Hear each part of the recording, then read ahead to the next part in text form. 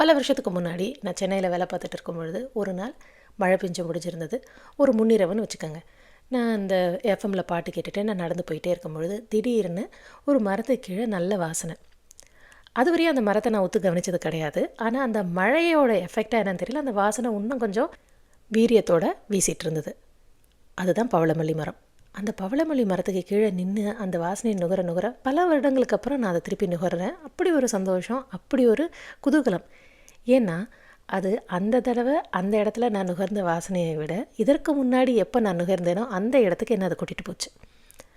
திருப்பி ஃப்ளாஷ்பேக்கில் இன்னொரு ஃப்ளாஷ்பேக். என்னுடைய சின்ன வயசில் நான் வளர்ந்து வந்த கிராமத்தில் எனக்கு ஒரு தோழி இருந்தாங்க. அவங்க பேர் மேனகா.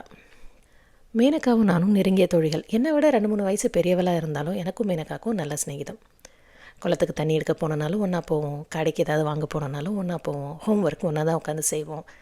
அவங்க வீட்டில் விறகு அடுப்பு இருக்கும், குளிக்கிறதுக்கு தண்ணி காய வைக்கிறதுக்கு, அதுக்கு சுழி பொறுக்க போனால் அதுக்கும் நான் கூட போவேன். அதே மாதிரி தான் அவன் மூலமாக தான் எனக்கு பவளமல்லி மரம் அறிமுகமானது. எங்கள் ஊரில் ரொம்ப அழகாக ஒரு சின்ன சிவன் கோயில் உண்டு. அந்த சிவன் கோயில் காம்பவுண்டுக்குள்ளேயே 1-2 பவளமல்லி மரங்கள் இருந்தது. மீனக்காக்கு அந்த பூக்களை ரொம்ப ரொம்ப பிடிக்கும். அதனால் காலையில் ஒரு 6-6:15 வாக்கிலேயே நம்ம வீட்டுக்கு வந்துடுவாள். வந்துட்டு வா நம்ம பவளமல்லி மலர் வந்து பறிக்க போகலாம் அப்படின்னு கூப்பிடுவாள். 2 பேரும் சைக்கிள் எடுத்துகிட்டு அங்கே போயிட்டு அந்த விடிந்தும் விடியாமல் அந்த ஈரமாக அந்த புல் இல்லைன்னா இன்னும் அந்த பனி இருக்கும். காலையில் அப்போ தான் மக்கள் அவங்க வேலையை ஆரம்பிக்க தொடங்கியிருப்பாங்க. சுற்றி இருக்க மரங்கள்லன்னா அந்த பறவைகள்லாம் கச்சமச்சா கச்சமச்சன்னு கத்திட்டு ரொம்ப ரொம்ப ரம்மியமாக இருக்கும். சூரிய வெளிச்சம் அப்போ தான் மேலேறி வந்துட்டு இருக்கும்.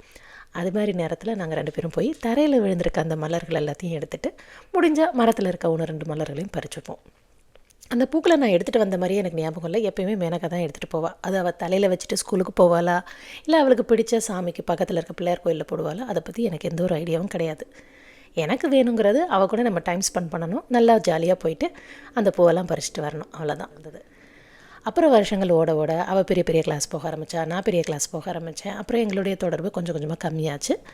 மேனகா அவளுடைய தாய் மாமா வீட்டில் தான் தங்கி படிச்சுட்டு இருந்தா. அவங்க பாட்டி தான் அவளுக்கு ரொம்ப பிரியம். அப்புறம் அவங்க மாமாவுக்கு வந்து ட்ரான்ஸ்ஃபர் ஆகி அவர் வேறு ஒரு ஊருக்கு போயிட்டார். அவளோட இருந்த தொடர்பும் எனக்கு அப்படியே அறுந்து போச்சு.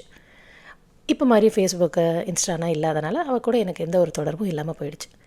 பல வருடங்களாக மறந்திருந்த அந்த தோழி திருப்பி அந்த சென்னையில் அந்த ஈரமான அந்த இரவில் அந்த மரத்துக்கு கீழே இருக்கும்பொழுது எனக்கு திடீர்னு ஞாபகத்துக்கு வந்தாள். அதன் பிறகு எப்போ பவளமல்லியை பார்த்தாலும் எனக்கு மேனகா ஞாபகம் வரும். இது மாதிரி நம்மளுடைய வாழ்க்கையிலையும் நிறைய வாசனைகளும் உணர்வுகளும் நிறைய புதஞ்சு இருக்கும். திடீர்னு ஒரு சென்ட் பாட்டில் திறந்த மாதிரி திடீர்னு வாசனை குப்புன்னு வர மாதிரி அந்த நினைவுகள் எல்லாமே வந்து நம்மளை பரவசப்படுத்திட்டு போகும்.